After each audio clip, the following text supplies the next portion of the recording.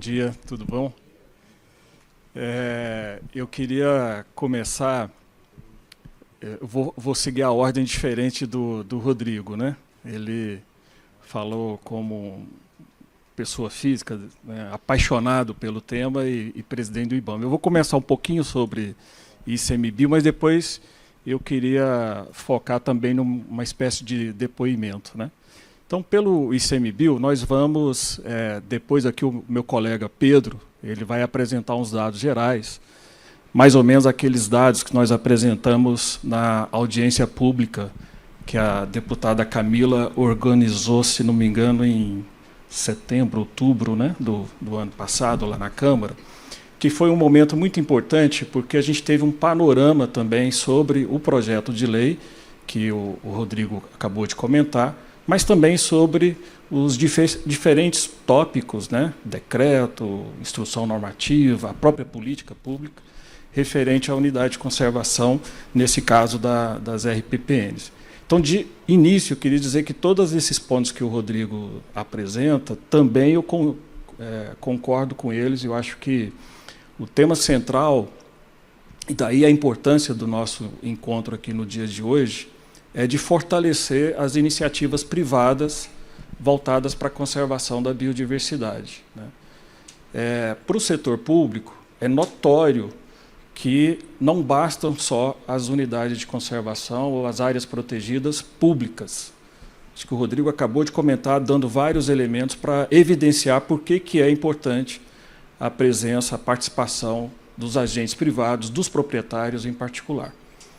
Além disso, precisamos lembrar que, mesmo que também a gente tenha mais RPPN, eu sou a favor dessa política, por causa dos, né, evidentes benefícios que ela traz, nós temos um grande desafio, que é fazer a conservação da biodiversidade no cenário em que nós estamos. Nós estamos agora, né, nesta semana, organizando um seminário, aliás, um seminário não, uma oficina técnica, para discutir criação de unidade de conservação. Na verdade, é mais para organizar os processos que o ICMBio tem.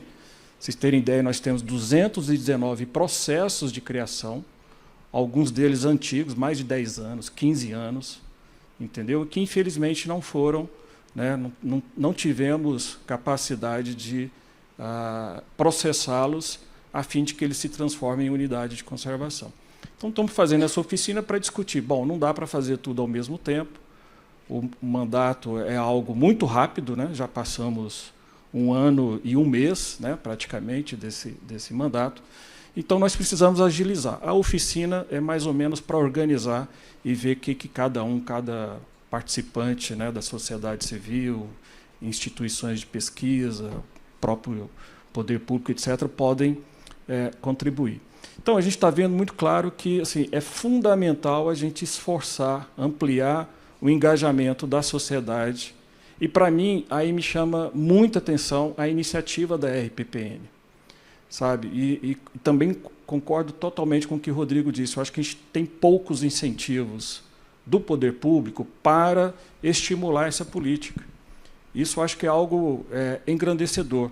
Inclusive, na proposta, quando eu fiz lá para concorrer à presidência do ICMBio, eu coloquei um desses itens, porque me chama muita atenção. Se a gente quer o engajamento da sociedade e tem um proprietário que se dispõe, né, pegar a sua propriedade, parte dela ou inteira, não importa, e dedicar à conservação da biodiversidade, à conservação dos recursos naturais, puxa, isso a gente precisa estimular, né?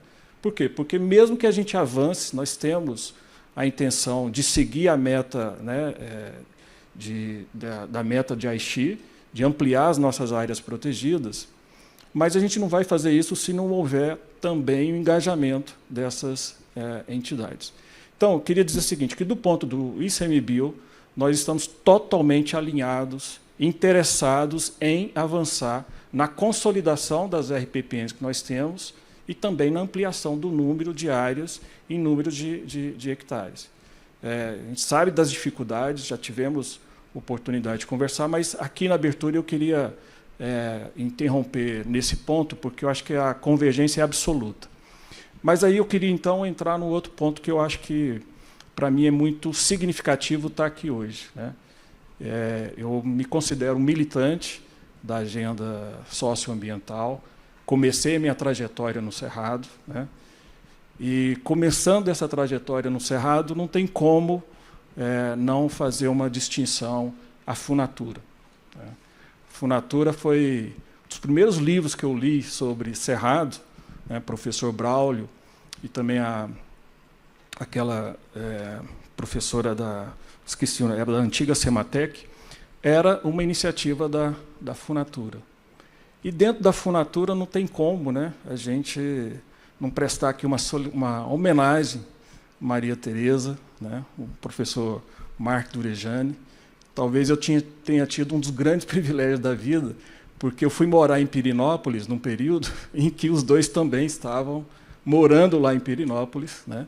Então, para mim, era uma alegria poder encontrá-los no fim do dia e poder conversar e tratar dos diferentes temas. Isso me marcou muito. E a Maria Tereza tem uma frase que, para mim, era muito, muito forte, né? Ela dizia, num curso que a gente fez no CDS, acho que 1997, mais ou menos, 98, ela dizia, gente, olha, as pessoas reclamam que eu trabalho muito com conservação, mas sabe o que é? É porque os pássaros, os animais, as flores, elas não têm vozes. A gente tem que ser a voz da conservação, a gente tem que ser a voz dessas espécies, né? E é uma frase que eu guardo, né? Que eu guardo até hoje, porque eu acho que ela expressa a dedicação, né? Dela, né? Do casal, na verdade, também, dedicação da Funatura e de todos aqueles que se aventuram, né? Que dedicam a sua vida a promover a conservação. Eu acho que quem promove a conservação, em certa medida, digamos assim, que ela está abrindo mão do seu, enfim, do seu dia a dia, pensando no futuro, né? Está trabalhando, seja no licenciamento, seja no combate ao desmatamento diretamente, seja lá no Congresso, né? Fazendo os enfrentamentos, mas em favor do futuro. E a gente está vendo agora, né, com esse cenário que o Rodrigo acabou de falar, de mudanças climáticas, que parece que o futuro chegou, e chegou muito mais, digamos assim, desafiador do que a gente imaginava. Mudanças que a gente achava que chegariam lá por volta de 2050, estão acontecendo, né? Aconteceram em 2023, estão previstas agora para 2024. Quem imaginaria, por exemplo, a última vez que eu estive aqui no Preve Fogo, né, junto com o Rodrigo, era tratando das ações de combate aos incêndios ao Pantanal.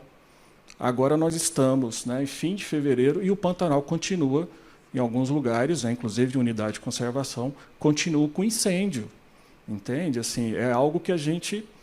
Assim, a nossa capacidade está sendo muito testada por uma realidade que a verdade é que ela veio muito mais rápida do que a gente imaginava. Então, acho que esse evento aqui, para mim, ele traz um componente assim, emocional muito grande. Eu queria deixar de novo aqui um agradecimento especial, Maria Tereza, porque você formou muitas pessoas e eu me considero um dos beneficiados da sua trajetória, da sua dedicação. Muito obrigado.